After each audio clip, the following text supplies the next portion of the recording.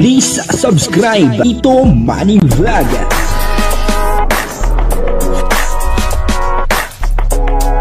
Payagan po si Tito Manny Vlog na mag-reactor para pambiling gamot sa kanya pong karamdaman. Wala masyadong records ng ng away. Yan po, sobrang sweet naman ni Kalingap Edu at saka ni Beyonce.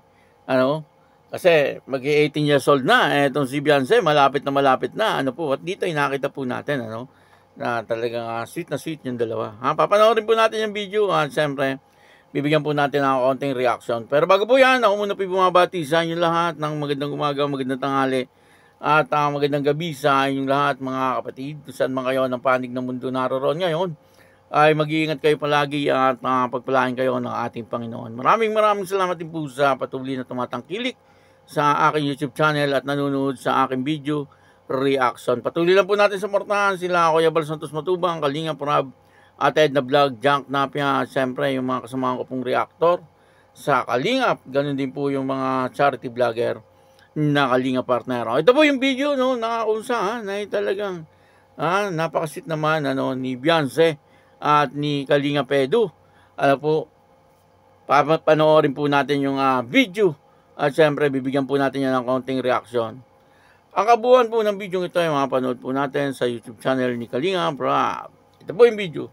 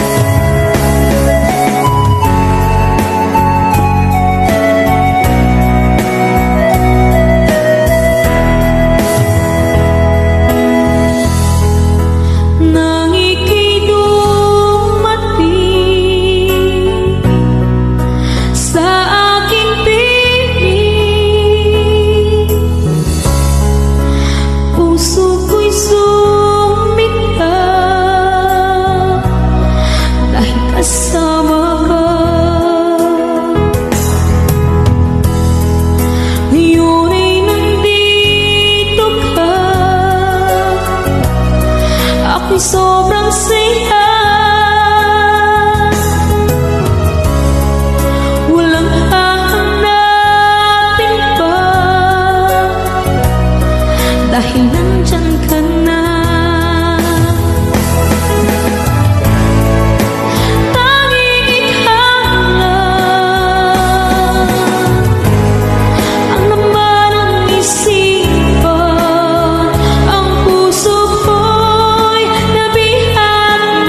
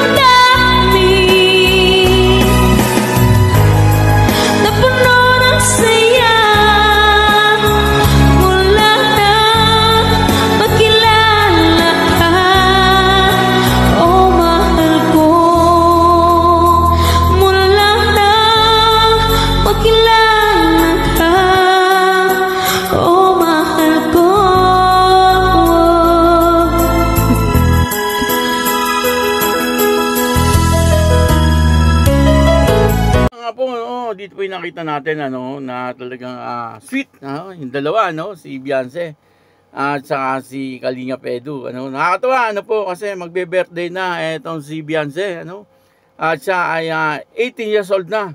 Ano kaya po ang mangyayari sa birthday ni Beyonce? Ang sabi ay marami po talagang pasabog sa birthday ni Beyonce.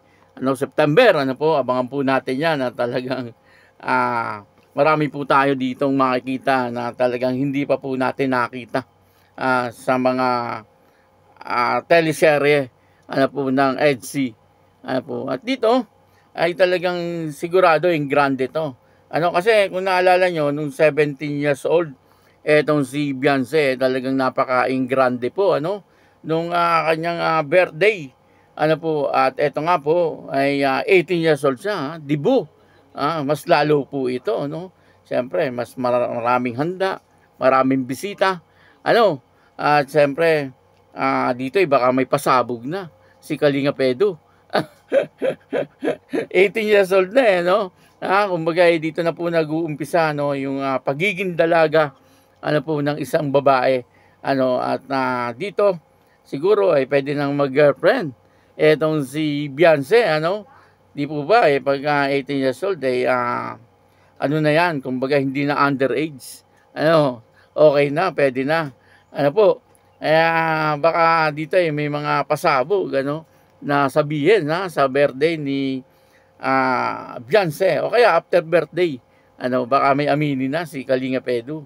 Hindi po natin alam siyempre sa ngayon ay puro tayo haka-haka pero sa nakikita naman po natin ay sweet naman po talaga itong dalawa maging sa teleserye o maging sa tunay na buhay ay talagang nandun yung pagmamalasakit at pagmamahal ni Kalingap Edu kay Beyonce.